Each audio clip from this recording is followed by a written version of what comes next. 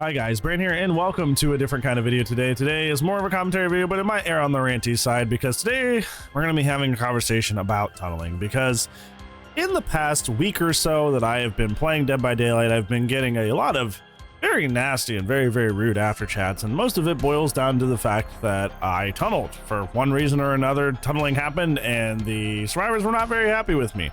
And I think it's very funny because my motivation behind tunneling is a lot different than other killers that I see tunnel, and I kind of want to shed some light on why killers tunnel and how it could potentially be your fault. So yeah, let's go ahead and talk about it. First off, before we get started, I do want to say that I'm not saying that pervasively tunneling is always your fault. It is the Dead by Daylight community, so if I make any sort of point, there's always going to be somebody that goes, well, actually, it's actually like this, and I can't believe you said that. I know. It's not always your fault. Sometimes the killer just wants to tunnel you out at 5 gens. But sometimes there's just killers who can't hack it in comp, so they just play diet comp out in pubs. It happens, but it's a thing. So I'm not saying with 100% certainty it's always your fault. Not what I'm saying. Now that I have that out of the way, let's go ahead and talk about the reasons that I tunnel, because the philosophy behind me and the reason that I tunnel is usually because I am a big mistake punisher. It is something that is just carried over from every game that I play, that if somebody on the opposing side of the other team makes a mistake, whether that be a single opponent or a group, whether that be like a MOBA, an FPS, something like that, if a opponent makes a mistake, it feels good and gratifying to punish said mistakes.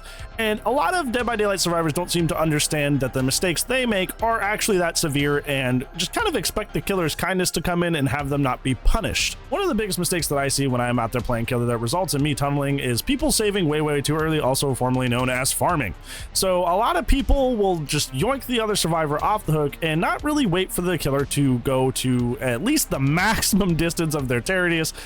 Preferably they should, ideally be outside of the terror radius when they go for the save. That way the killer can't just come back instantly. But at the very least, you should be at least waiting until that terror radius is at its max distance, where the heartbeat, they have the visual indicator, the heartbeat is very faint. You should be saving more ideally in those situations, unless you're forced to through somebody like actually face camping, actually proxy camping, something to that extent. Otherwise, you should be really ideally waiting until the killer is, for the most part, to your judgment, mostly gone. That way the hook save will actually be safe. You'll be able to get them off, even if you don't get the heal off, even if the killer decides to come back.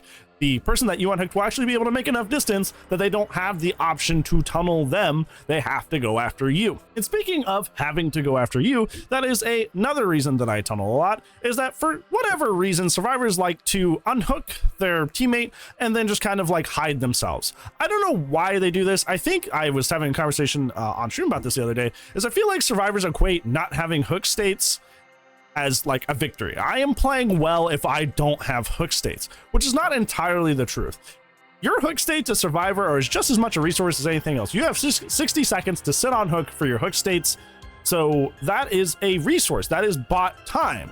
Everybody else on your team has 60 seconds to get you before you hit your next phase, and they don't have to get you right away. If you unhook somebody and the killer's coming to you on hook, it may be better that you take the aggro and you take the down, because you can sit on hook without threat of death for that 60 seconds, whereas the person that just came off hook, it depends on what hook state they're at, but either way, that's progressing them towards death, where if you're fresh and you don't have any hook states at all, it's obviously better for you to take that hook state.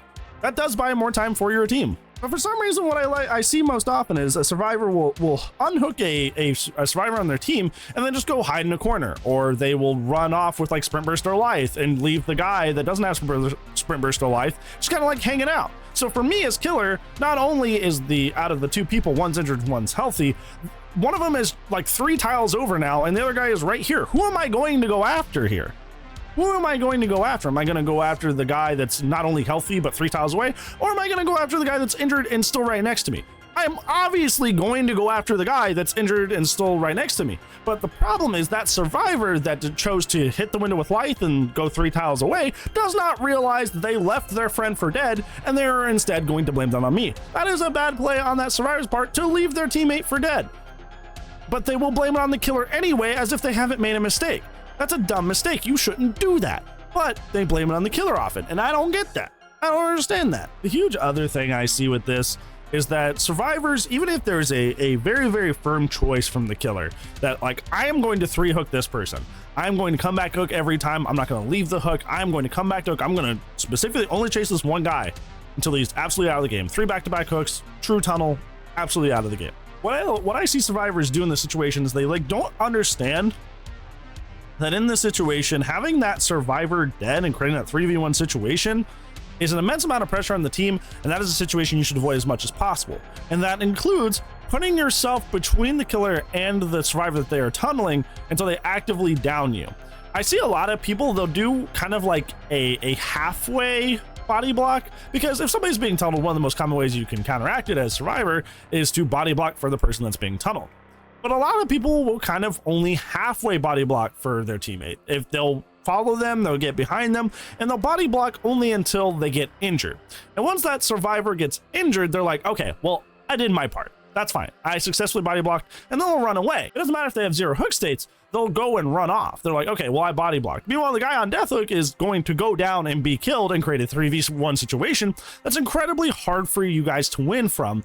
And that guy that didn't take the aggro and didn't take the down is probably going to die anyway later in the match, because the 3v1 is really hard to win. But in the moment, they think they did the right thing because, well, I took a hit, I contributed. But realistically, that person should fully commit to taking aggro, not just, oh, I'm going to take a singular hit. No, you should get in the way and take full aggro until you go down. That's what you should do to buy your team more time. Now, of course, there's another tidbit of this that, like, if the other 2 teammates on your team are not on gens, like, it doesn't matter how much time you buy. If they're not putting out gens, it doesn't matter. So if they're on gens, yeah, you should absolutely buy more time for your team. You should absolutely do this. Even if it means taking it down, this buys more time for your team, and match time is gen time. Sometimes it basically literally only comes down to, well, you guys are trying really hard. You have like 3 or 4 toolboxes, you have a bunch of gen perks, you guys are literally trying to speed run the game as quick as possible. And if it's 2 gens and nobody's dead, I gotta make sure somebody's dead. It's nothing personal, it's nothing mean. Like, that now becomes my objective is, hey, you guys have a lot of pressure on me, so I gotta create a lot of pressure back. And a very easy way to snowball is creating a 3v1 situation by getting somebody out at that 2 gen area. So like, that it's not personal. It's not like the killer's mean. It's not the killer's being a jerk. It's just that a killer that, you know, you guys are winning against does have the option and agency to be like, no, maybe I don't want to lose this match. So they're going to make certain choices. I refer to them as catch-up tools to try and win back the match. That being tunneling, proxy camping, throwing somebody in basement. Those are the usual 3 suspects when it comes to catching up for the killer. So it's not always personal. It's not always something that they're trying to make you miserable, make you have a bad time. It's just that you may be winning more than you realize. And that's another aspect of this that I see very commonly in Survivor players, is they don't understand when they're enacting a lot of pressure on the killer. They don't understand when they're making gens go fast. They don't understand when the killer is feeling all that pressure. Like, it's not something, a frame of reference that they understand. They don't know what it feels like to be in those shoes.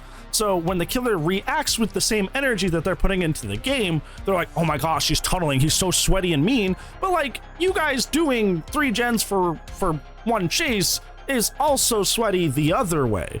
That is your team's version, your role's version of sweat. So the killer has every right to react with sweat accordingly.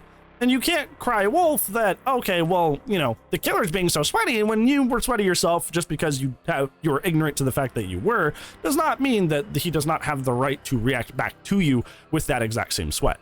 But yeah, as somebody who tunnels, all of my reasons for why I personally tunnel, why me as a player, I personally tunnel, none of them are malicious, none of them are mean.